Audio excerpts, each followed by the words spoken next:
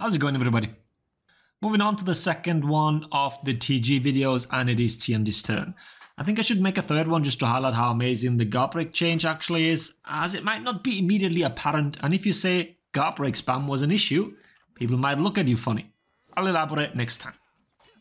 For now, we'll focus on Tiandi, the probably stronger one of the two reworks. Like I mentioned in the Valkyrie one, we don't know how much is working as intended, but in Tiandi's case, with how easy he can reposition, how much frame advantage he can maintain, and especially his also annoying feat combinations.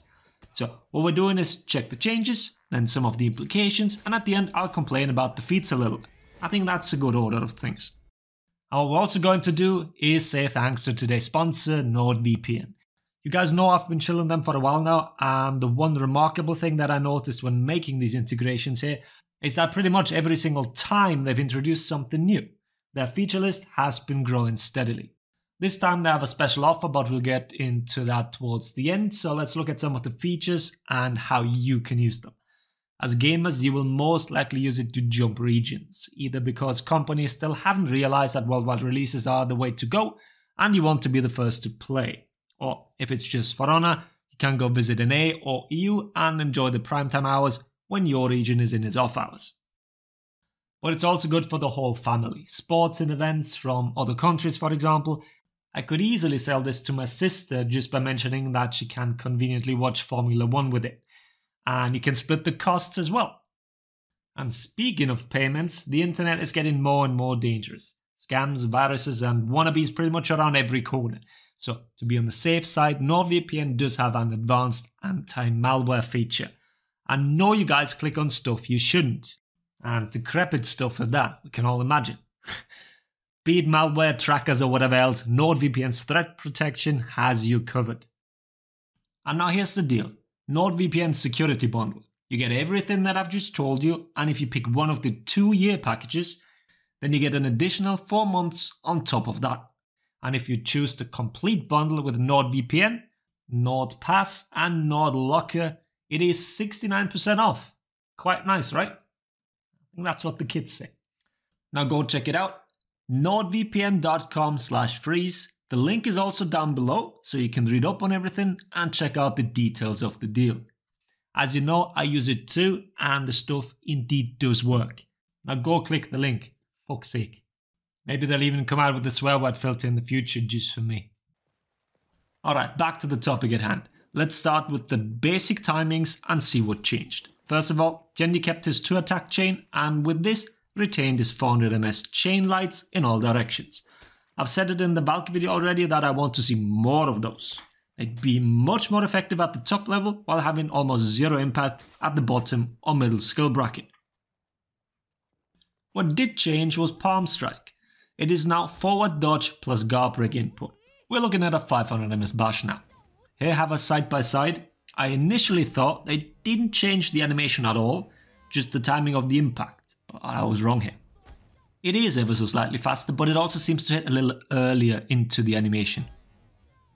What also changed are the follow-ups. It is no longer force top, and you can choose between chain light or chain heavy. This means the old hyper armored heavy follow-up is gone, at least in the old sense. I'll show you in a second when we talk dodge cancels. It also chains on whiff now. Recovery wise, we are looking at 1100 ms for guard break, 1200 for guard swap and 300 for dodge because of the recovery cancel. Both the guard break and guard swap numbers are insanely high. And not only that, the weird part for guard switch is that the old guard turns active at 700 ms into the recovery, but the game just won't let you swap for the next 500 ms. I don't think this is working as intended at the moment. Some changes are probably to be expected, not necessarily to the recovery values, but the behavior of some of their parts. The other bash also changed, and that is the kick. We're looking at an 800 ms move now that has received a special follow-up. It's a 700 ms heavy with lots of forward momentum. The move does not pin, unlike Hammer Slam or Eagle's Talons. Furthermore, the kick is now hard feintable. Timing is as expected. Recoveries are 700 ms for guard break, 700 ms for guard swap, and again 300 ms for dodge because of the recovery cancel. Then for the dodge attacks, Tiger Dodge is still the same in terms of attack timing. We're looking at 533 on the sides and 500 top. Delay timings are different now. 100 ms at the earliest and 300 ms at the latest into a dodge. That is for the sides. And to be totally honest, this doesn't feel all that great. The combination with the Dragon Dodge changes makes this a weird type of dodge attack to begin with. Maybe it's more regarded as offense by Ubisoft instead of being a defensive tool, I don't know. For top, the delay windows are a little different, 200 and 400. All three sides retain their superior block frames, no change there. Dragon Dodge, on the other hand, got somewhat of a full revamp, and may I say that I don't think I've seen a single person that likes this change. Fair enough, numbers first. Both sides are 800 ms attacks now. The earliest input is at 200 ms, and the latest is 300 ms. You can still hard feint as well as soft feint into another dodge, and it feels terrible. They sped up the attack and removed the extended iframes, but faster attack now also means you need to input the soft feint earlier. It feels like you need to immediately buffer it to get it. Even when recording this, I sometimes press the button too late. It feels very unintuitive. As a little reminder, I do not play this character. I should not have any muscle memory whatsoever, and I did consistently mess it up. I guess that speaks volumes about me, and not even so much about the character. Forward dodge heavy is also 800 ms, and the input window seems to be fixed at 400 ms into the dodge. This move I've probably heard the most complaints about. And the fixed input timing probably is the reason why it feels so bad. Sometimes you have to input a chase move early so the game registers it while the opponent is still considered in range. But since it's quite late into the dodge, it can feel as if the range is really short, while in reality, you just didn't hit the window to actually track. It's just me guessing. I don't think this is intended, and this change isn't mentioned anywhere in the patch notes either. Alright, the recovery cancels then. I've mentioned them often enough. Every single move, Tiandi can now dodge a recovery cancel at 300 ms into the recovery. To give a little context for this number, Pirate can do it at 200 ms at the earliest, and Junhu can do it at 333. So Tiandi is now a tiny bit faster than Junhu, but quite a bit slower than Pirate. The character also doesn't differentiate between hit, block or whiff. It is always 300 ms at the earliest, without exception. This now translates into quite a bit of more safety, especially when whiffing moves, in particular the two bashes. Depending on timings, both the speed of the attack and the moment of the dodge, this can mean that Tiandi can actually punish and attempted punish with a dodge attack.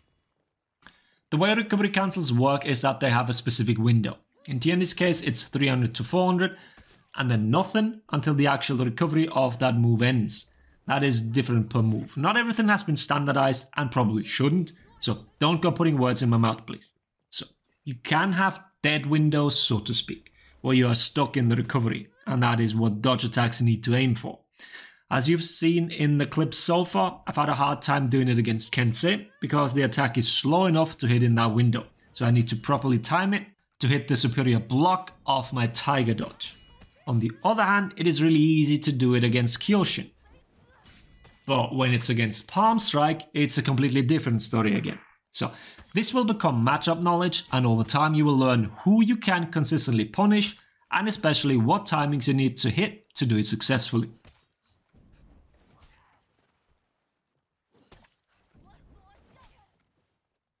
What the recovery cancels also do is let you maintain frame advantage. As long as Tiandi has stamina, he can light spam you. Light into dodge light, into dodge light. It works on all sides, despite the sides being ever so slightly slower. So, Consolians, enjoy the terror you can inflict on your fellow players.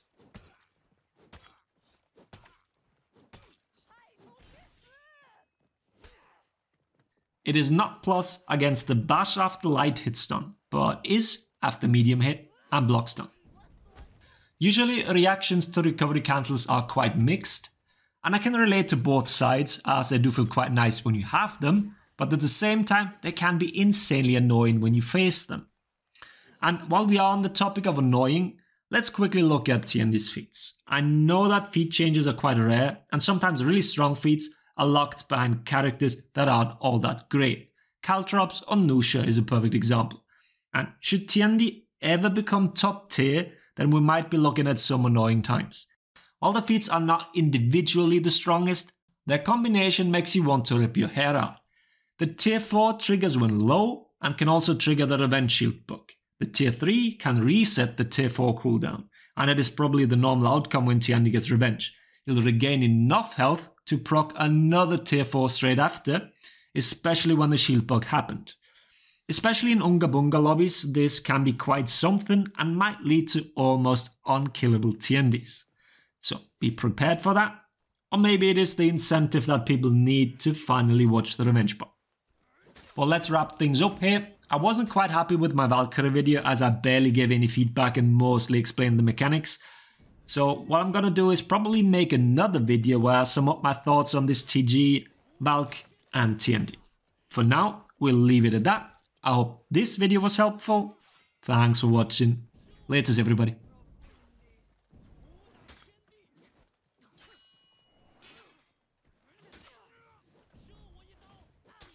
Ah, I see. I didn't think you'd throw a light. Exactly, that's why I did it. I mean, your brain.